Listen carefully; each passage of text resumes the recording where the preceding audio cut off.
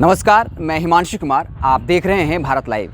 राजनीति में शह मात का खेल लगातार चलता रहता है। हर कोई खुद को मौजूद बनाने की कवायद करता है तो सामने वालों को कमज़ोर करने की हर कोशिश करता है। कहा जाता है सियासत का यही दस्तूर है। बिहार की सियासत में भी तमाम सियासी पार्टियां हमने रणनीतियां बनाकर, योजना बनाकर खुद को मजबूत और सामने वाले को कमज़ोर करने की कोई कोर कसर नहीं छोड़ रहा है। आरजेडी भी पूरी तैयारी बना करके, रणनीति बना करके अब तैयारी में जुट गई। आपको पता होगा आने वाले वक्त में 5 राज्यों में चुनाव होने वाले हैं और इसको लेकर तेजस्वी यादव ने कमर कस लिया है और बीजेपी को सत्ता में नहीं आने देने के लिए, या फिर जहां पर सत्ता है वहां से बेदखल करने के लिए अपनी पूरी ताकत जुटा रहे हैं। और यही वजह है, खासकर 2 राज्य पश्चिम बंगाल और असम में तेजस्वी यादव मुख्य भूमिका में हैं। आपको पता होगा असम में 3 चरण में चुनाव होने वाले हैं। वहाँ विधानसभा की 126 सीटें हैं और लोकसभा की 14 सीटें।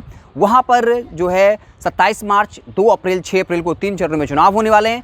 बाकायदा 22 मार्च को तेजस्वी यादव असम में मौजूद होंगे। वहाँ पर ये संभावना जताई जा रही है कि वो 4 से 5 सीटों पर चुनाव लड़ेंगे और उन क्षेत्रों में चुनाव लड़ेंगे जहाँ पर हिंदी भाषी लोग रहते हैं, बिहार से जुड़े हुए लोग रहते हैं। वहाँ तेजस्वी यादव इन वोटरों को ये कन्विंस करेंगे कि वो बीजेपी के खिलाफ वोट करें और कहीं ना कहीं बीजेपी को सत्ता से बेदखल कराने में तेजस्वी यादव अपनी एक महत्वपूर्ण भूमिका निभाना चाहेंगे। वहीं पश्चिम बंगाल की बात करें तो वहाँ पर टीएमसी पिछले 15 साल से सत्ता में है और बीजेपी इस बार पश्चिम बंगाल के किले को फतह करना चाहती है। और तेजस्वी यादव ने बाकायदा स्पष्ट कर दिया, आरजेडी ने अपने इरादे स्पष्ट कर दिए कि हमारा मुख्य लक्ष्य बीजेपी को सत्ता में आने से रोकना है, क्योंकि कहीं ना कहीं ये जो बीजेपी पार्टी है उनके अनुसार ये विभाजन पार्टी है जो धर्मों के नाम पर लोगों को बांटती है और हम बीजेपी को सत्ता में नहीं आने देना चाहते हैं। और इसके लिए बाकायदा आरजेडी ने इतना बड़ा त्याग कर दिया कि बिना किसी सीट के, बिना किसी शर्त के, बेशर्त जो है बिना किसी शर्त के समर्थन कर दिया। और बाकायदा तेजस्वी यादव पश्चिम बंगाल में भी चुनाव प्रचार करते हुए नजर आएंगे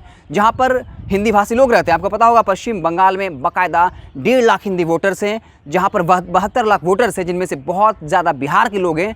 इन सीटों पर तेजस्वी यादव अपनी भूमिका निभाएंगे।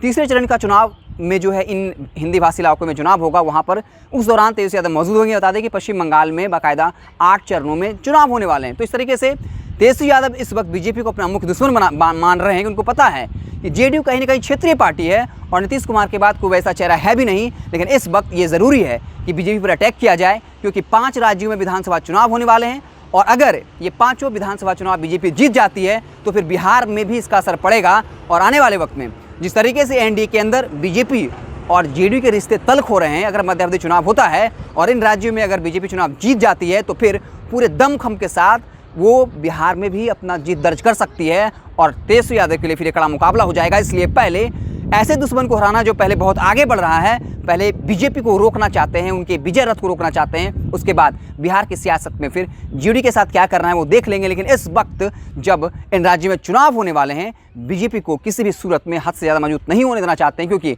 अगर इन तमाम राज्यों में बीजेपी अच्छा प्रदर्शन करती है तो कहीं ना कहीं इसके मनोबल में बढ़ोतरी मिलेगी।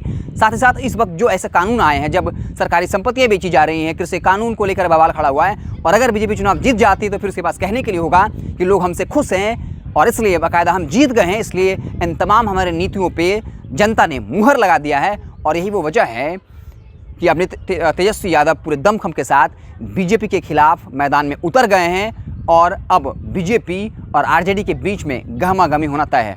आप देखते रहें भारत लाइव, हम आपको पल पल की खबरों से लगातार अपडेट करते रहेंगे। अगर ये वीडियो पसंद आई और वह बिहार के राजनीति और बिहारियत से सरोकार रखेनी तो सब्सक्राइब बटन दबा के चैनल के सब्सक्राइब कर ली। ओजे एगो घंटी बा, ओकरा बटन दबा देला से कुल सटीक और मारक खबर रुआ मुफ्त में मिल जाई। अगर रुआ पत्रकारिता के हमनी के नया प्रयोग में सहयोग कर चाहतानी तो ज्वाइन बटन दबा दी।